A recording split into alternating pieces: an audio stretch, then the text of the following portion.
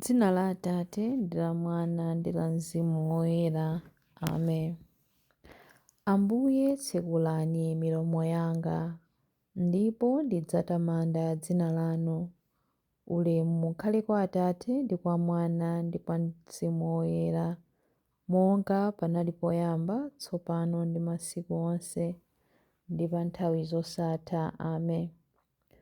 Onani, masiku akubwera, akutero Ambuye Mulungu wathu, pamene ndidzapange pangano chatsopano ndi nyumba ya Israeli. Tipatseni ife Ambuye mtima watsopano, lenganinso mwa ife mzimu wanu watsopano.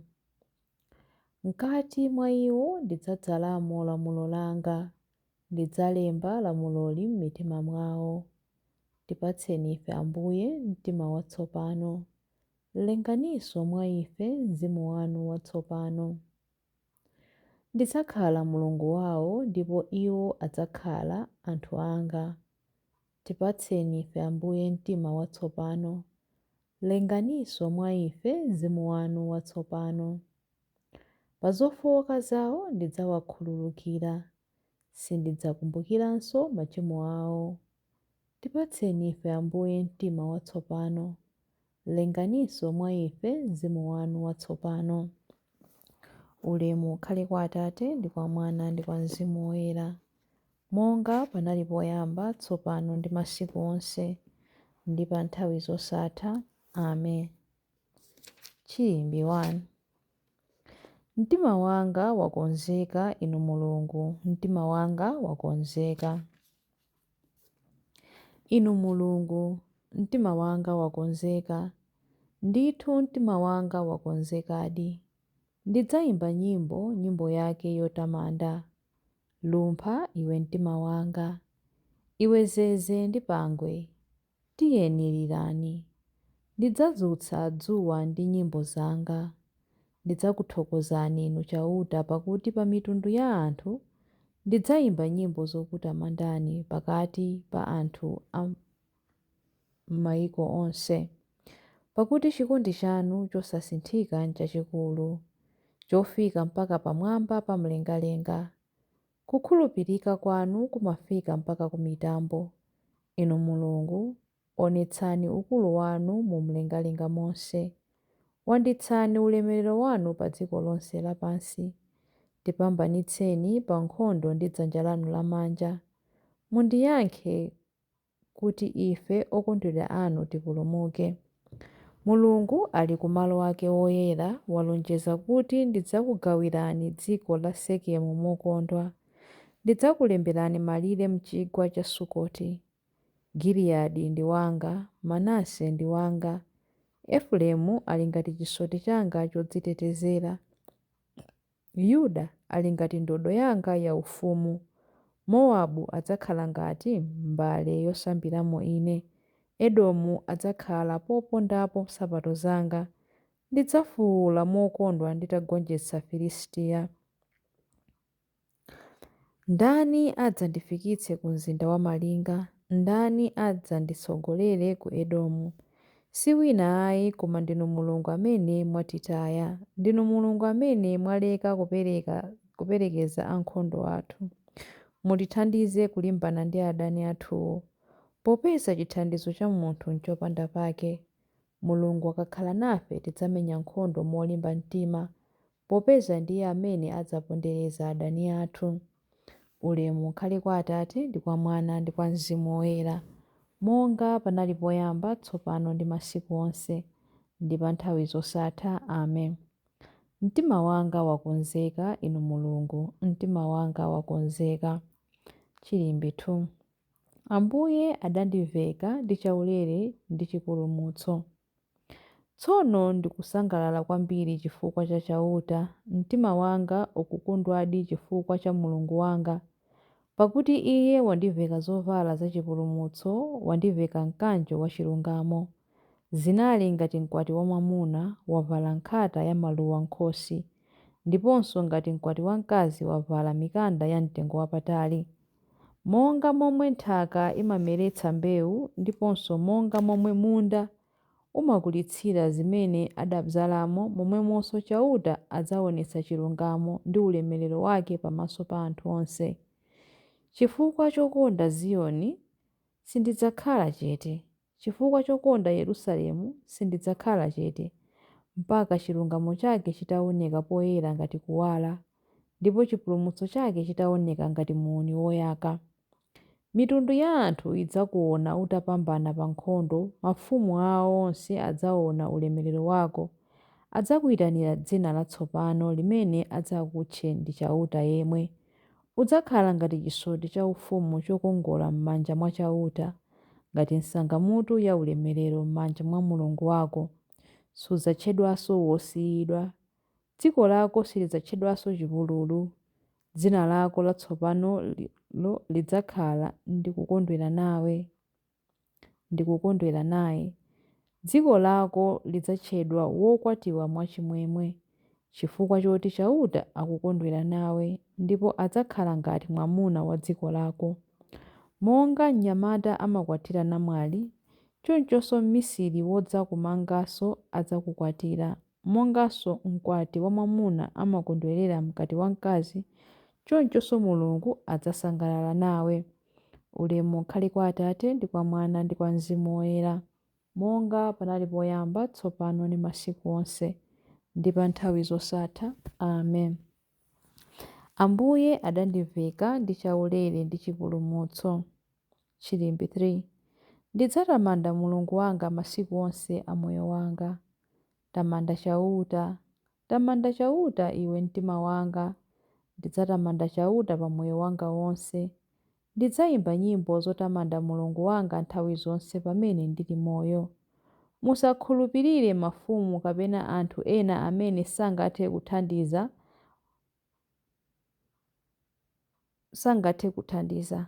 Pamene mpweya wa munthu uchokeratu, munthuyo amabwerera ku dothi. Zimene ankafuna kuchita zimatha tsiku lomwelo. Ngodala munthu amene chithandizo chake chimafumira kwa Mulungu wa Yakobo. Munthu amene amakhulupirira chauta Mulungu wake. Chauta adalenga kumwamba ndi dziko lapansi, nyanja ndi zonse zimene zili m'menemo. Amasunga malonjezo ake nthawi zonse. Amachitira anthu opsinjidwa zolungama, amawapatsa chakudya anthu anjala. Chauta amamasula am'ndende, chauta amatsekula maso a anthu osapenya, chauta amakweza anthu otsitsidwa. Chauta amakonda anthu ochita chilungamo, chauta amateteza alendo, amachirikiza mkazi wamasiye ndiponso mwana wamasiye, koma njira za anthu oyipa amazipotoza. Chauta adzakhala mfumu mpaka muyaya. Mulungu wako iwe Ziyoni adzalamulira ku mibado yonse. Ulemu ukhale kwa Atate ndi kwa Mwana ndi kwa Mzimu Woyera, monga panali poyamba, tsopano ndi masiku onse, ndi pa nthawi zosatha. Amen. Ndidzatamanda Mulungu wanga masiku onse a moyo wanga. Mawu a Mulungu, mawu akuchokera mu buku la Deuteronomo. Deuteronomo 7 verse 6b 8 mpaka na 9. Mulungu adasankha inu kuti mukhale anthu ake pakati pa anthu onse apa dziko lapansi. Chauta adakukondani ndipo adafunadi kusunga malumbiro amene adachita ndi makolo anu. N'chifukwa chake adakupulumutsani ndi mphamvu zake nakusandutsani mfulu, kukuchotsani m'dziko la ukapolo kwa mfumu ya ku Igupto ija. N'chifukwa chake mudziwe kuti chauta Mulungu wanu ndiye yekha Mulungu, ndipo ndi Mulungu wokhulupirika. Iye adzasungadi chipangano chake ndipo adzaonetsa chifundo chake chosasinthika kwa anthu a mibado zambirimbiri amene amakonda Iye namamvera malamulo ake.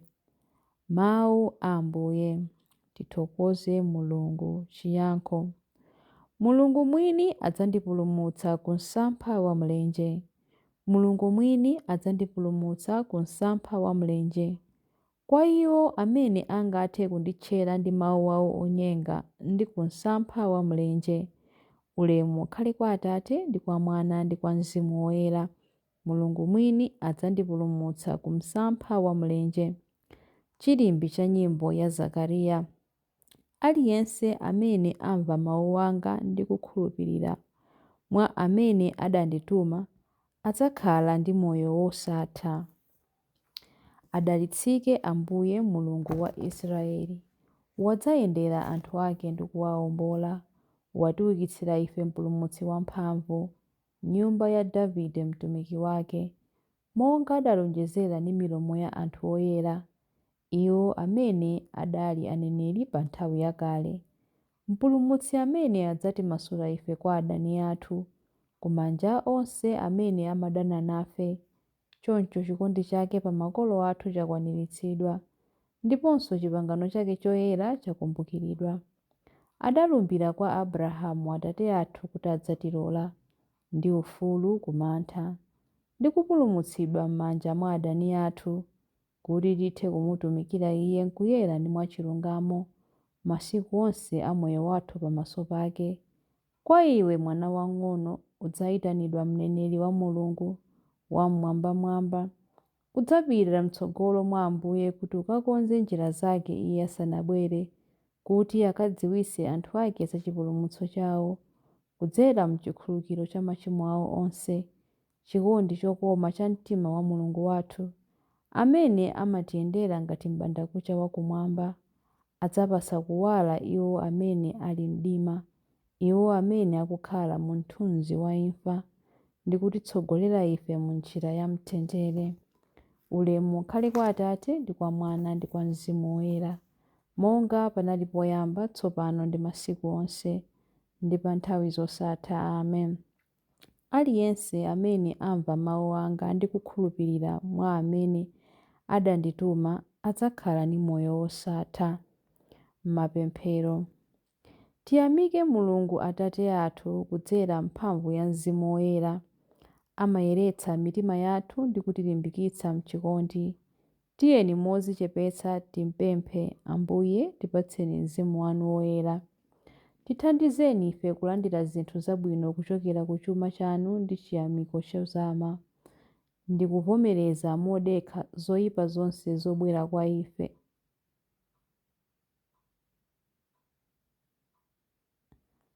Ambuye tipatseni Mzimu wanu Woyera. Tiphunzitseni kukhala okonda osati mu nyengo zopambana zokha ayi, koma koposaposa mu zochitika za moyo wa tsiku ndi tsiku. Ambuye tipatseni Mzimu wanu Woyera. Tithe kudziletsa ku zinthu zimene kwenikweni sitikuzisowa, ndi kuthandiza abale ndi alongo athu amene ali m'mavuto. Ambuye tipatseni Mzimu wanu Woyera. Tithe kusenza mabala a mwana wanu, popeza kuti kudzera ku thupi lake adatipatsa moyo. Ambuye tipatseni Mzimu wanu Woyera. Ambuye tipatseni Mzimu wanu Woyera pamene tikupemphera kuti: Atate athu muli kumwamba, dzina lanu liyeretsedwe, ufumu wanu udze, kufuna kwanu kuchitidwe, monga kumwamba choncho pansi pano. Mutipatse ife lero chakudya chathu cha lero. Mutikhululukire ife zochimwa zathu, monga ifenso takhululukira adani athu. Musatisiye ife m'chinyengo, koma mutipulumutse ife kwa zoyipa. Amen. Tipemphere.